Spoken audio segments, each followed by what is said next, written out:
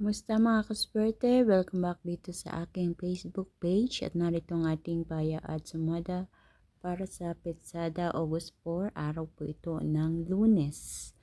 So alam niyo na mga kaswerte, ang ating paya at sumada ay via STL at Lotto na pwedeng tayaan all nations.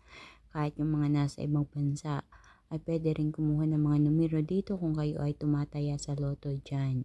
So kaya naman mga kaswerte na nasa ibang bansa, good luck po sa inyong lahat. Naway makakuha kayo ng maraming numero para sa Lotto na tinatayaan nyo diyan. So ang ating mga rumble numbers mga kaswerte ay 22, 4, 19, 9 lang pala yun ha.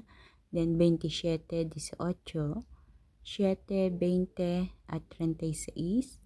13, 25 at 2. Para naman sa ating butas or ipit na numero, ang 26, 3, 19, 21 at 8.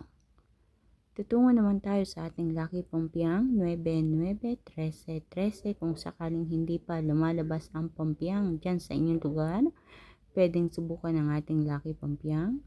At ang ating lucky tips pares ay 9, 27, 18, 36, 32, 22, 19 at 8, 20. Ayan. Nagkakamali ako ng bigkas na mga numero. Naku, isang senyales. Naway kayo ay makatama na So mga kaswerte, ang lucky tips pares natin, ako po mismo nagpares yan. Kinuha ko sa mga numero nandyan sa itaas. Good luck po sa inyong lahat mga kaswerte. Pakititikang mabuti at baka isa or ilan sa mga numerong nandito ngayon ay ang mga numerong inyong inaalagaan or special number na inyong tinatayaan. So mga kaswerte, pakishare po ng aking video na ito and thank you so much sa mga nagsishare po ng aking video. Ganun din, huwag kalilimut na i-like at i-follow and subscribe ang aking Facebook page at YouTube channel, My OFW Life.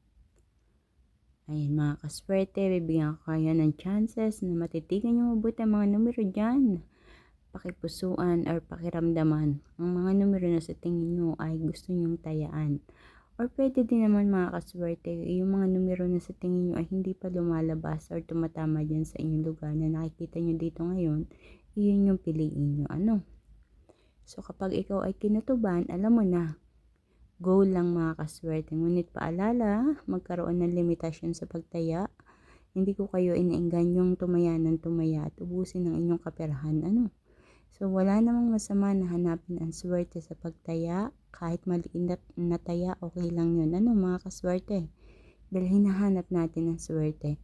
Kung tayo ay makapanalo, malaking blessing na po iyon na dapat nating ipagpasalamat.